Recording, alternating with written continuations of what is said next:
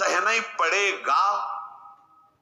और एक है कृपा, ये कृपा है जो अनुभव होता है, ये मृत्यु को भी भयभीत कर देगी। आप देखो, कुछ नहीं, कुछ नहीं, ऐसा परमानंद प्रकट होता है केवल लाडली जू के आश्रय से। मतलब अब जैसे हम कहें कि जिस समय हम चिंतन करते हैं तो और हर समय करते क्या है, पर कभी कभी उसमें गाढ़ चिंतन जब होता है तब दिखाई देता है कि अरे ये जीव कैसा भ्रमित हो रहा है, कैसे इसका समय नष्ट कर रही माया, जिस समय में ये परम पद प्राप्त कर सकता है उसको कैसे नष्ट कर रहा है, बड़ी भूल हो रही, बड़ी भूल हो रही। तो तभी जब वो अंदर से कि आप क्या इतने घंटे सो रहे हैं, बर्बाद क्यों कर रहे हो? अरे एक वो नींद आने वाली है जिसमें सदा सदा के लिए तुम सो जाओगे, होश में हो, मृत्यु आने वाली है। यहां तो काम चलाना है, भोजन पाके, क्रियाएं करके, नींद लेके, ये केवल काम चलाना है। मुख्य हमारा कार्य है भजन, क्योंकि इससे हमारी गति बनेगी। हमारे जीवन का लक्ष्य भजन है। प्रभु की बड़ी कृपा, सच मानिए जिसको सत्संग मिल गया, सत्संग में स्नान करने पर फिर और कुछ कोई तीर्थ स्नान करने की जरूरत नहीं रह जाती। स्वाभाविक कैसे, सत्संग का फल है मज्जन फल पेखी तत्काला, काक होए पिक बको मराला। अगर सत्संग रूपी तीर्थ में स्नान कर लिया तो कौआ कोयल हो जाएगा और बगुला हंस हो जाएगा। इसका तत्काल का प्रभाव है। एक सत्संग का शब्द आपके जीवन को बदल देगा। सत्संग के समान कोई बड़ा तीर्थ नहीं है। अगर इसमें जो रोज अवगाहन करते पर आचरण में उतार ले, कुसंग ना होने पावे, तो सत्संग तुम्हें महात्मा बना देगा। पैंट शर्ट में तुम महात्मा होगे, गृहस्थी में रहते हुए तुम महात्मा होगे। महात्मा कोई बाहरी वेश ही नहीं है, महात्मा एक स्थिति है, महात्मा की एक स्थिति होती है। ये बात बिल्कुल याद रखना, कभी निराश मत होना। तुम्हें कभी ये सोचना नहीं पड़ेगा कि मेरा क्या होगा। यदि एक क्षण भी तुम बर्बाद नहीं करोगे तो बर्बाद व्यर्थ करना। तो यहां अगर भगवत भजन नहीं हो रहा तो सब व्यर्थ जा रहा है। आप देखो यहां सत्य कुछ नहीं, मान लीजिए कुछ सत्य नहीं, दिखाई सब कुछ दे रहा है, कुछ नहीं। ये जादू है, माया का जादू। वो अभी नेत्र सही नहीं, इसलिए आपको ये बात मजाक सी लगेगी।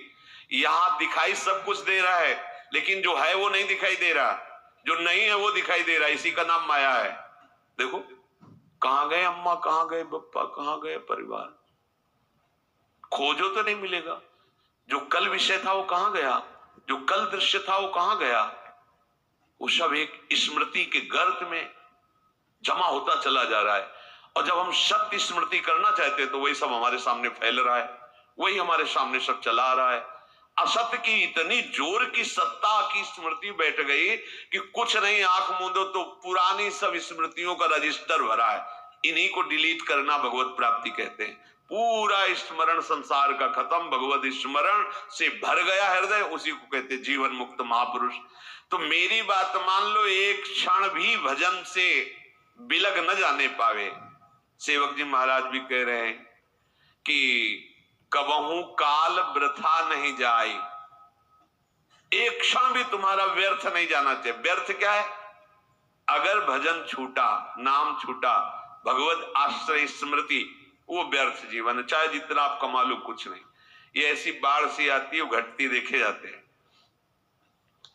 किसी व्यक्ति को हमने देखा था एक बार, वो पूरा परिकर आए थे, सोने की कटोरी, चांदी की कटोरी, चांदी की थाल, किसी में अनार के दाने, किसी में पपीता के ओए, ढेर सारी चौकी में बाल भोग के समय। तो पूछा कि उन्हीं के निज जनों से, तो उन्होंने बताया अमुक अमुक अमुक ऐसा ऐसा। फिर कुछ समय बाद वो मिले तो उन्होंने बताया वो जो थे ना, वो इस समय अमुक जगह बंदी है। इतना वैभव, इतना सब। वो किसी बड़े फैक्ट्री के बड़े मालिक थे ऐसा, वो उन्होंने बैंक का कर्जा लिया था ऐसा। ये माया का ऐसे फ्लू चलता है। एक समय सोने की कटोरी और दूसरे समय अल्युमिनियम का कटोरा। बड़ी विचित्र खेल। कभी इस पर भी, ये सत्य नहीं है, ये नाटक है माया का। सत्य है हरिनाम, हरे नामयु, हरे नामयु, हरे नामयु। मान लीजिए, ये मत समझिए कि हम बाबा जी तो भगवान के पक्ष की बात केवल कह रहे। सत्य विषय यही है, सत्य विषय यही है। अगर आप भगवान का भजन नहीं करते तो जो भी कर रहे हो हाथ कुछ नहीं लगेगा, बटोर लो। संतों ने उसको ऐसा बताया है कि जैसे अंधा आदमी एक दुकान में गया और कहा कि हमें कुछ सेवा बताओ, तो बोले हम क्या तुमको सेवा बताएं, क्योंकि आंख तो है नहीं, अगर कहीं साबुन उठा के दो, माचिस उठा के दो तो तुम्हें पता ही नहीं, दिखाई नहीं दे रहा। ऐसा करो तुम मूंज की रस्सी बटो, तो बैठा दिया मूंज, और एक भैंस का पड़ा के लग गया तो मूंज चबाने, वो जैसे से सरकाता वो चबा जाता। जब शाम हुई वैसे किया तो हाथ ही वाली मूंज थी और कुछ था ही नहीं। इसमें हाथ वाली भी मूंज नहीं रहेगी, क्योंकि हाथ ही नहीं रहेंगे, हाथ भी तुम्हारे साथ नहीं जाएंगे, यहीं छूट जाएंगे। ये पूरे संसार की जितनी क्रियाएं, जितनी वस्तुएं, अगर भजन नहीं हो रहा तो सब व्यर्थ है, सब व्यर्थ। कैसे? जैसे पूर्व में भी हम कुछ रहे होंगे, इस जन्म में हमारे पास क्या है वो पूर्व का? ना वो संबंध है, ना संपत्ति है, ना पढ़ाई है, ना वो बल है, ना वो बुद्धि है। फिर नया नया नया, कब तक चलता रहेगा ये प्रपंच? इसलिए प्रभु ने इस बार तुम पर अहेतुकी कृपा करके ये संयोग प्रदान किया है। ध्रुवदास जी कह रहे बार बार तो बनत नहीं या संयोग अनूप, मानुस्तन वृंदा विपिन रसिकन संग और विविरूप श्यामा श्याम की उपासना। मैं आपसे फिर प्रार्थना करता हूं कि आप केवल प्रभु के आश्रय में रहना, वो संभाल लेंगे आप, कोई भी हो, कैसे भी हो। अपिचेत सुदुराचारो भजते मामानन्य भाग सादर्य समन्तव्या सम्यक व्यवसिता, ऐसा वो संभाल लेंगे। बड़े कृपालु हैं, बड़े कृपालु हैं। देखो, कोई भी प्रकृति के द्वारा रची हुई वस्तु अपना स्वभाव नहीं छोड़ती। स्वभाव है अपना अपना, सबका स्वभाव, प्रकृति की हर वस्तु का एक स्वभाव है और वो अपने स्वभाव का प्रभाव दिखा के ही रहती है। पारस का एक स्वभाव है कि छू जाए लोहा तो सोना बना देती है।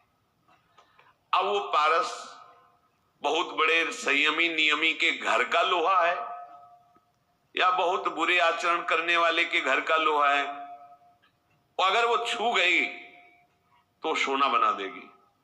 ऐसे ही भगवान का नाम का एक स्वभाव है और उसका प्रभाव है।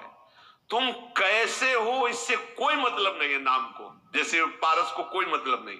सिर्फ लोहा, किसके घर का लोहा है, किस प्रयोग में आता था, इससे कोई मतलब नहीं। छुआ स्वर्ण बना दिया। ऐसे ही नाम, तुम कौन हो, किसके घर के हो, कैसे आचरण वाले हो, कोई मतलब उसको नहीं। शुरू कर दो नाम जपना, वो आपको संभाल लेगा। पारस तो सोना बना देती है, लेकिन ये नाम नामी को अधीन करा देता है। सर्वलोक महेश्वर भगवान उसके अधीन हो जाते। सुमिर पवन सुत पावन नामू, अपने बस करी राखे रामू। जेप्टो के सुपर से। और भगवान तो आपको प्यार कर ही रहे, क्योंकि भगवान कभी असत्य नहीं बोलते। भगवान कहते हैं सुहृदम सर्वभूतानाम, मैं समस्त भूतों का सुहृद हूं, बहुत प्यार करता हूं। तो हम भी तो है ना। तो यदि हम भजन करके प्रभु को अपना जीवन समर्पित कर दें तो हमारी जितनी मांगे हो सब अपने आप पूर्ण हो जाएंगी। केवल भजन करने वालों को ही अनुभव होता है कि भगवान हमें प्यार करते हैं। प्यार सबको करते हैं, सब मम प्रिय सब मम उपजय। परम सुहृद सर्वलोक महेश्वर भगवान की दृष्टि में हम हर समय हैं, वो हमें देख रहे हैं।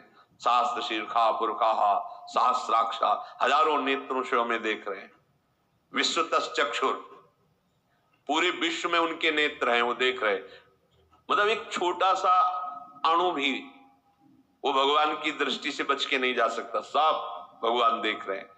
कितने सुख की बात है कि हमें भगवान देख रहे हैं। अवश्य आप ऐसा दृढ़ विश्वास करें तो आपको कभी प्रतिकूलता का मुख नहीं देखना पड़ेगा। आपको भगवान देख रहे हैं, तो बोले कभी प्रतिकूलता का मुख नहीं देखना पड़ेगा। क्यों? क्योंकि जब आप ये देखोगे कि श्री भगवान देख रहे तो आप पाप आचरण नहीं करोगे। सच्चा उपासक वही है जो हर समय देखता रहता है कि